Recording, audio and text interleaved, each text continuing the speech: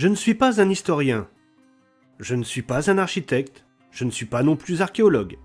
Non, je ne suis qu'un passionné de son département qui vous emmène découvrir les villes et villages de l'Oise.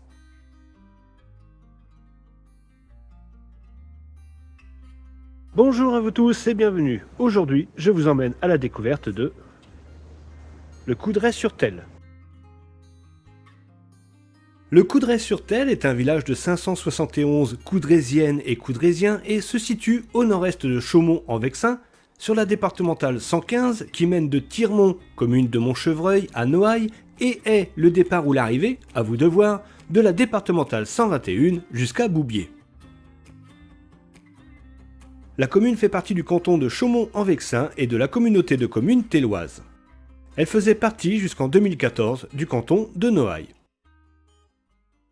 La commune a eu les noms jadis de Coldreyum vers 1099, Gaufridus de Coudroy en 1204, Coldretum en 1212, le Coudroy Bellegueule en 1375, le Couldroy Bellegueil en 1527, le Coudray les Bellegoulets au XVIe, le Coudray Bellegueule sur Silly, Coudray Bellegueule en 1720, Coudray la Montagne en 1794, Coudray la Neuville entre 1828 et 1833, le Coudray Bellegueule, le Coudray Antel après 1922, pour devenir en 1942 le Coudray-sur-Thelle d'aujourd'hui.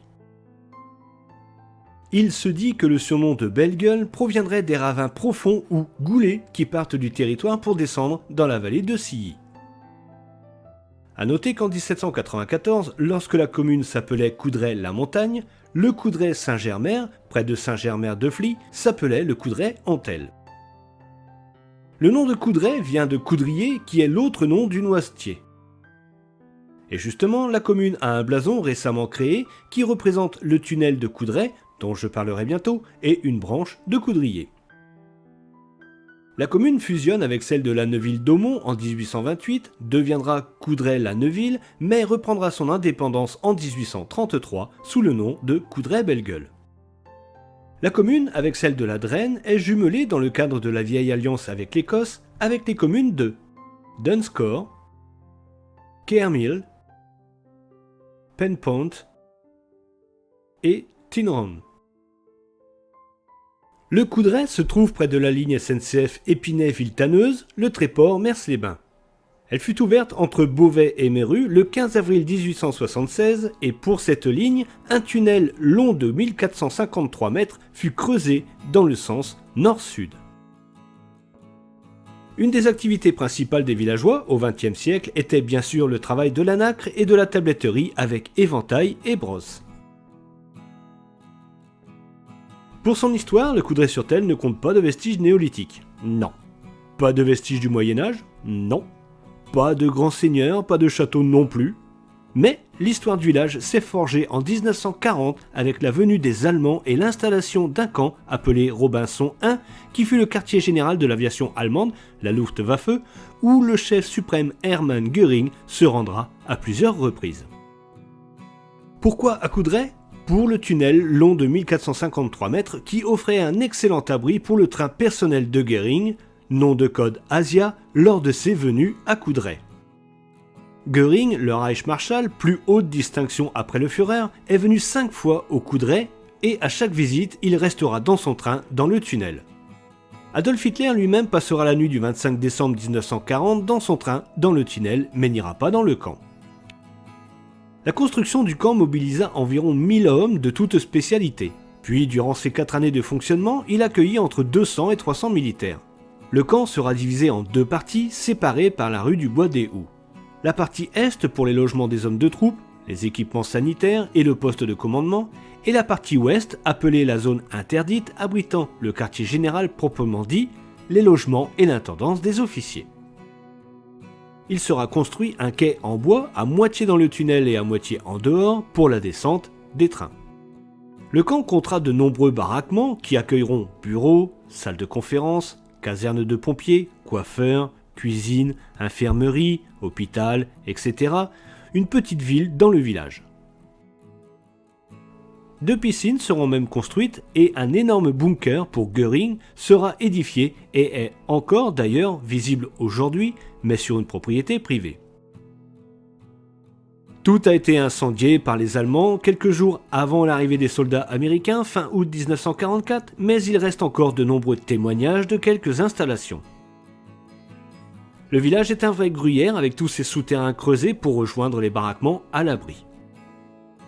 Si je pouvais émettre un souhait, ce serait que ces vestiges soient dégagés de leurs arbres, de leurs ronces, que les bunkers souterrains soient déblayés, nettoyés, que des panneaux explicatifs soient installés et que ces lieux puissent devenir des lieux de visite pour tous les passionnés d'histoire, un lieu de découverte pour les jeunes générations et un lieu de souvenir pour les anciens qui ont connu la guerre par le témoignage de leurs parents.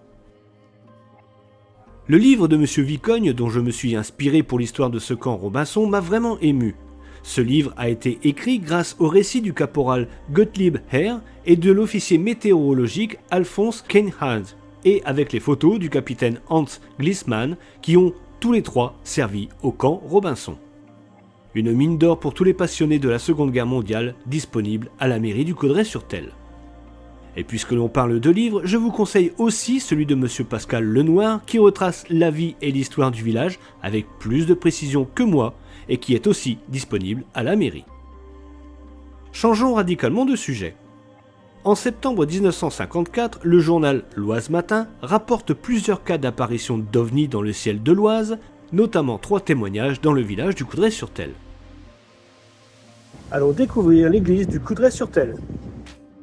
L'église Saint-Mathurin, irrégulièrement orientée, est une petite église qui date probablement du XVIe ou début XVIIe siècle.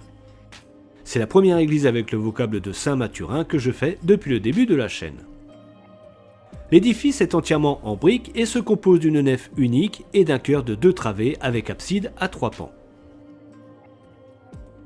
La façade est simple avec un portail en plein cintre entouré de 2 contreforts. Les fenêtres sont simples, elles aussi, et celle du fond de l'abside a été murée. Le clocher est en charpente recouvert d'ardoise et se situe au-dessus du portail occidental. L'intérieur est aussi simple que l'extérieur. La nef, assez petite, comprend des bancs et le plafond est en charpente à carène renversée, lambrissée. Un joli petit autel avec tabernacle et retable comprenant une statue se trouve sur le mur sud. L'autel liturgique est simpliste dans le chœur, mais le maître-autel, lui, se part d'un magnifique tabernacle et est surmonté d'un très beau tableau.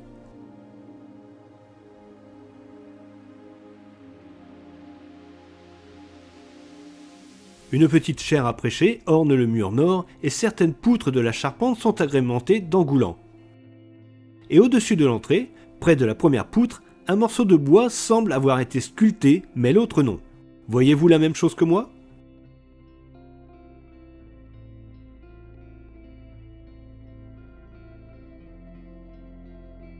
Retournons dans les rues du Coudray-sur-Thelle. Il n'y a pas de monument aux morts, mais une plaque commémorative fixée à un mur de la salle du conseil de la mairie. Il y a 2 calvaires, un petit en face de l'entrée de l'église, et un autre beaucoup plus grand, rue principale, près du château d'eau. Près de ce calvaire, une grande mare, et dans cette même rue, un ancien abreuvoir. Pour l'éducation, le Coudray est en regroupement pédagogique intercommunal avec la commune de Ladrenne et accueille 2 classes de maternelle avec cantine et périscolaire qui fait aussi centre de loisirs. Une aire de jeu pour jeunes enfants se trouve rue du Bout des Jardins ainsi qu'un terrain multisport et un des 2 terrains de pétanque, l'autre étant près de la place de l'église. Il n'y a pas de commerce, mais un boucher, un primeur et une coiffeuse itinérante passent régulièrement dans le village.